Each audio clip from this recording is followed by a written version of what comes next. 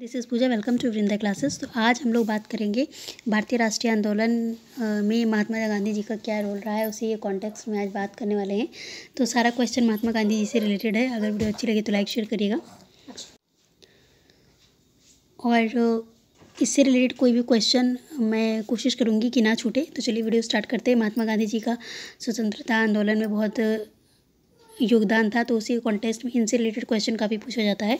तो चलिए स्टार्ट करते हैं महात्मा गांधी से रिलेटेड क्वेश्चन के बारे में। तो महात्मा गांधी जी का पूरा नाम मोहनदास करमचंद गांधी था, जिनका जन्म 2 अक्टूबर 1869 को गुजरात के प्रांत के पोरबंदर नामक स्थान पर हुआ था। ये सभी को पता है, हम लोग बचपन से पढ़ते आ रहे हैं। चलिए, इनकी माता जी का नाम पुतलीबाई, पिताजी का नाम करमचंद गांधी और कस्तूरबा गांधी इनकी वाइफ का नाम था। नेक्स्ट है, गांधी जी किससे प्रभावित थे? तो गांधी जी जो है वो लियो टॉलस्टॉय से प्रभावित थे, और इनके राजनीतिक गुरु गोपाल कृष्ण गोखले थे। और गोपाल कृष्ण गोखले के गुरु जो है एम.जी. रनाडे जी थे, और जिन्होंने जो है प्रार्थना समाज और पूना सार्वजनिक सभा की स्थापना की थी। और रनाडे जी को जो है महादेव की उपाधि प्राप्त थी, ये भी आपको ध्यान में रखना है। चलिए नेक्स्ट क्वेश्चन डिस्कस कर लेते हैं। क्वेश्चन नंबर 4, गांधी जी ने सर्वप्रथम सत्याग्रह जो है वो साउथ अफ्रीका में किया था 1906 में, जबकि भारत में चंपारण आंदोलन के तहत उन्होंने 1917 में अपना पहला सत्याग्रह किया था। ये भी आपको ध्यान रखना है। नेक्स्ट क्वेश्चन डिस्कस करते हैं। गांधी जी ने भारत में सत्याग्रह का पहला उपयोग कब किया था? तो ये क्वेश्चन यहाँ पे मेंशन है। 1917 में बिहार के चंपारण आंदोलन में जो है गांधी जी ने पहला सत्याग्रह किया था। और ये भी क्वेश्चन पूछा जाता है कि चंपारण आने के लिए बिहार के कौन से नेता ने इनको बुलाया था? तो ये शुक्ल जी थे। तो ये भी आपको ध्यान रखना है, राम शुक्ल। तो ये भी आपको नोट डाउन करके रखना है। नेक्स्ट क्वेश्चन डिस्कस कर लेते हैं। सर्वप्रथम रविन्द्रनाथ टैगोर ने गांधी जी को डैश तथा सुभाष चंद्र बोस को क्या कहकर संबोधित किया था?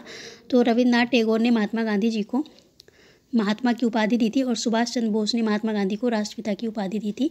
तो ये दोनों क्वेश्चन बहुत ही महत्वपूर्ण है। बहुत बार क्वेश्चन में पूछा जाता है कि गांधी जी को महात्मा की उपाधि किसने दी? तो रविन्द्रनाथ टैगोर ने दी थी। और राष्ट्रपिता की उपाधि किसने दी थी? तो सुभाष चंद्र बोस ने जो है दी थी। सुभाष चंद्र बोस से काफ़ी सारे क्वेश्चन बनते हैं, तो उसको भी आप लोग ध्यान रखिएगा। आज़ाद हिंद फौज में सर्वोच्च सेनापति यही थे, और इन्होंने जो है 1943 में जो है वो अंडमान निकोबार द्वीप को अपने हाथ में ले लिया, और उसका नाम जो है शहीद द्वीप और स्वराज द्वीप दिया था। ये भी ध्यान रखना है। फॉरवर्ड ब्लॉक की स्थापना की, जिसमें उन्होंने कई सारे सैनिकों की भर्ती भी की थी। ये सारी चीज़ें याद रखना है, ठीक। नेक्स्ट क्वेश्चन डिस्कस कर लेते हैं। गांधी जी ने खिलाफत आंदोलन, जलियांवाला बाग कांड और रोलाइट एक्ट के विरोध में 1920 में कौन सा आंदोलन प्रारंभ किया? तो 1920 में असहयोग आंदोलन प्रारंभ किया था, जिसको उन्होंने चौरी चौरा कांड के बाद 1922 में फरवरी 1922 में इसको वापस ले लिया था। और काफ़ी सारे क्वेश्चन पूछे जाते हैं कि गांधी जी को जो है साउथ अफ्रीका से आने पर उन्हें केसरे हिंद की उपाधि जो है वो दी गई थी ब्रिटिश सरकार द्वारा, उसको उन्होंने वापस कर दिया था इसी जलियांवाला बाग हत्याकांड के बाद। और रविन्द्रनाथ टैगोर जी ने सर की उपाधि को वापस कर दिया था, इसको भी ध्यान रखना है। और एक जमनालाल बजाज दिए थे, उनको राय बहादुर की उपाधि प्राप्त थी, राय बहादुर। तो उन्होंने इस उपाधि को भी जलियांवाला हत्याकांड के बाद जो है वापस कर दी थी। एक कॉमन क्वेश्चन है, कॉमन क्या पूछा जाने वाला क्वेश्चन है कि शंकरन नायर कौन थे? तो शंकरन नायर जो है वो जलियांवाला बाग हत्याकांड के समय जो है वायसरॉय के कार्यकारी परिषद के सदस्य थे। उन्होंने भी जलियांवाला हत्याकांड के बाद जो है इस सदस्य से इस्तीफा दे दिया था। तो इनका भी योगदान था शंकरन नारायण जी का। एक क्वेश्चन बहुत पूछा जाता है कि जलियांवाला बाग हत्याकांड में किस भारतीय ने जो है जनरल डायर की मदद की थी गेट को अंदर से लॉक करने में, बाहर से लॉक करने में, जिससे कि भारतीय बाहर ना निकल पाए? तो हंसराज करके भारतीय था, वह कह सकते हैं। उसने जो है ब्रिटिश या जनरल डायर की मदद की थी। डायर ने जो है वो गोलियां चलवाई थी, ये भी आपको ध्यान रखना है। और जलियांवाला बाग हत्याकांड कब हुआ था? 1919 में हुआ। खिलाफत आंदोलन भी कब हुआ? 1919 में हुआ। और रोलाइट एक्ट कब हुआ? 1919 में हुआ। तीनों जो है वो 1919 की घटना है। नेक्स्ट क्वेश्चन डिस्कस कर लेते हैं।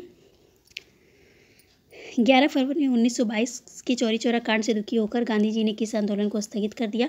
तो जो उन्होंने असहयोग आंदोलन चलाया था उसको उन्होंने स्थगित कर दिया था, क्योंकि चौरी चौरा नामक स्थान पर जो है वो कुछ आंदोलनकारियों ने जो है वो पुलिस स्टेशन में 21 सिपाहियों को जबरन उसमें बंद करके आग लगा दी थी, जिसमें उनकी मृत्यु हो गई थी।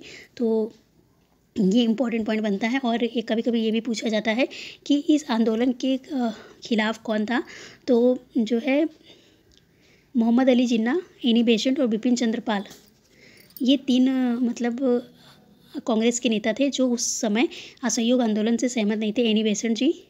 एनी बेसेंट, बिपिन चंद्र पाल और मोहम्मद अली जिन्ना, ठीक है, ये तीनों जो है वो असहयोग आंदोलन से जो है सहमत नहीं थे, इसीलिए उन्होंने कांग्रेस की सदस्यता को छोड़ दिया था उस समय के लिए। ठीक है, नेक्स्ट क्वेश्चन डिस्कस कर लेते हैं। जलियांवाला बाग कांड के विरोध में गांधी जी ने 1920 में कौन सी उपाधि लौटा दी थी, तो ये हमने डिस्कस कर लिया। 13 अप्रैल 1919 में जलियांवाला बाग हत्याकांड होता है और इसी के कॉन्टेक्स्ट में केसरी हिंद की उपाधि महात्मा गांधी जी ने लौटा दी थी। ठीक है, चलिए नेक्स्ट है 1924 के एकमात्र कांग्रेस के अधिवेशन में गांधी जी ने पार्टिसिपेट किया, जो कि बेलगांव यानी कर्नाटक का हिस्सा है, उसमें बेलगांव अधिवेशन में महात्मा गांधी जी ने पार्टिसिपेट किया था। तो ये एकमात्र कांग्रेस का अधिवेशन था जिसमें उन्होंने भाग लिया था, या सॉरी भाग नहीं लिया था, कह सकते हैं कि कांग्रेस के अध्यक्ष थे। ठीक, नेक्स्ट क्वेश्चन डिस्कस कर लेते हैं। गांधी जी ने 12 मार्च 1930 को 78 अनुयायियों के साथ दांडी यात्रा प्रारंभ कर 6 अप्रैल 1930 को 388 किलोमीटर यात्रा कर दांडी में नमक बनाकर नमक कानून तोड़ा। ये जो है वो किस आंदोलन की शुरुआत की नमक कानून तोड़कर, तो उन्होंने सविनय अवज्ञा आंदोलन की जो है वो शुरुआत की, जो कि 1930 में सविनय अवज्ञा आंदोलन जो है वो स्टार्ट किया था इन्होंने। ठीक, ये आपको ध्यान रखना है। और गांधी जी की जो ये नमक सत्याग्रह था उसकी तुलना सुभाष चंद्र बोस जी ने नेपोलियन के एल्बा के पेरिस यात्रा से की थी, ये भी आपको ध्यान रखना है। ठीक, सुभाष चंद्र बोस ने गांधी जी के नमक आंदोलन की तुलना नेपोलियन के एल्बा से पेरिस यात्रा से इसकी तुलना की थी। ये कई बार क्वेश्चन में पूछा गया है। चलिए नेक्स्ट क्वेश्चन डिस्कस कर लेते हैं। 7 अप्रैल 1934 को गांधी जी ने कौन सा आंदोलन को समाप्त कर दिया, तो 1934 में इन्होंने पूर्ण रूप से सविनय अवज्ञा आंदोलन समाप्त किया था। बल्कि 1931 में भी इन्होंने जो गांधी इरविन एक्ट हुआ था उसी के कॉन्टेक्स्ट में 1931 में सविनय अवज्ञा आंदोलन को एक बार स्थगित करके और उन्होंने गोलमेज सम्मेलन में भाग लिया। वहाँ से वो संतुष्ट ना होकर मतलब संतुष्ट नहीं थे, तो उसके बाद उन्होंने वापस से ये आंदोलन स्टार्ट कर दिया और पूर्ण रूप से 1934 में इसको ख़त्म किया था। ठीक है, चलिए नेक्स्ट क्वेश्चन डिस्कस कर लेते हैं।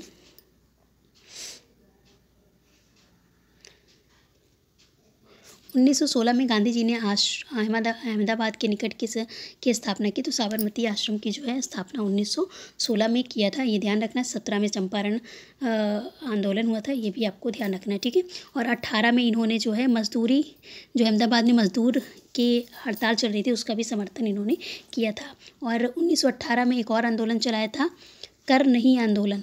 ठीक, 1918 में कर नहीं आंदोलन भी महात्मा गांधी जी ने चलाया था, ये भी ध्यान रखना है। नेक्स्ट है 5 मार्च 1931 को गांधी इरविन समझौता हुआ था, तो इसको भी ध्यान रखना है। और इसी के बाद इन्होंने महात्मा गांधी ने सेकेंड गोलमेज सम्मेलन में भाग लिया था। और 1931 में सरदार वल्लभ भाई पटेल की अध्यक्षता में जो कराची अधिवेशन हुआ था उसमें पहली बार जो है वो मूल अधिकारों की जो है वो प्रारूप जो है पेश किया गया था। ये ध्यान रखना है कि मूल अधिकारों की बात सबसे पहले जवाहरलाल नेहरू ने पेश किया था, वो भी सरदार वल्लभ भाई पटेल की अध्यक्षता में कराची के अधिवेशन में। ठीक, ये डेट आया 1931, इसीलिए यहाँ पे ये डिस्कशन मैंने कर दिया।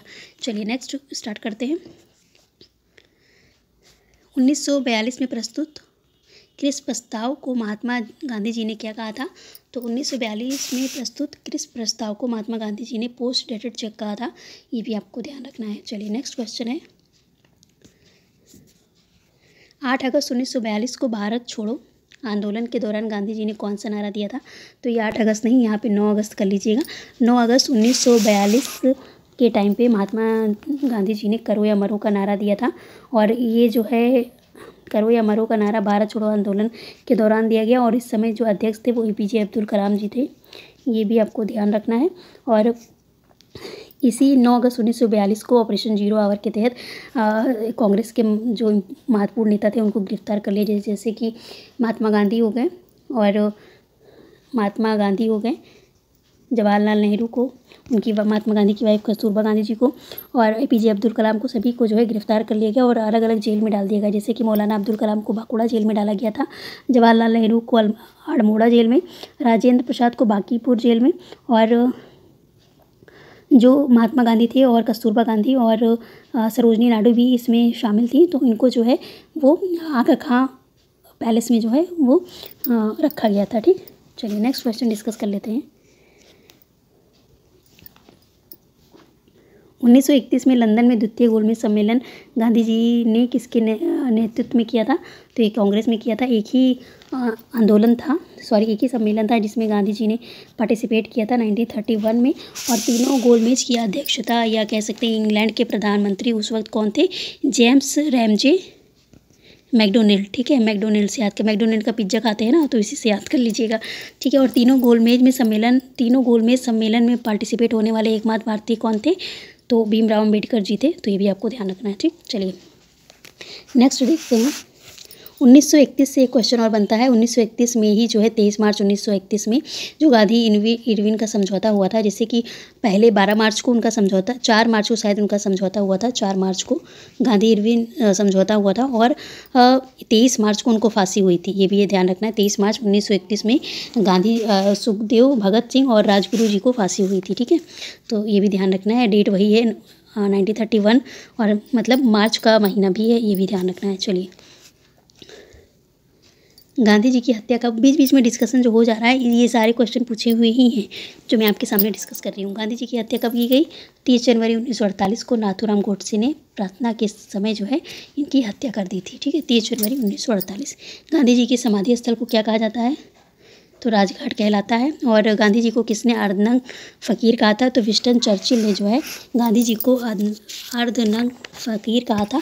और कभी अगर विंस्टन चर्चिल ऑप्शन में ना दिखे, वैसे दिखेगा ही, तो फ्रैंक मॉरिस भी, आप फ्रैंक मॉरिस एक ऑप्शन दिखेगा, हो सकता है। अगर विंस्टन चर्चिल ना दिखे तो फ्रैंक मॉरिस, ये अगर ऑप्शन में है तो ये इसको भी आप टिक कर दीजिएगा, और दोनों है तो दोनों पे टिक कर दीजिएगा। ठीक, चलिए ये आज के 20 क्वेश्चन है जो गांधी जी से रिलेटेड थे। इसके अंदर मैंने बहुत सारे फैक्ट्स आप लोग के सामने डिस्कस किए हैं।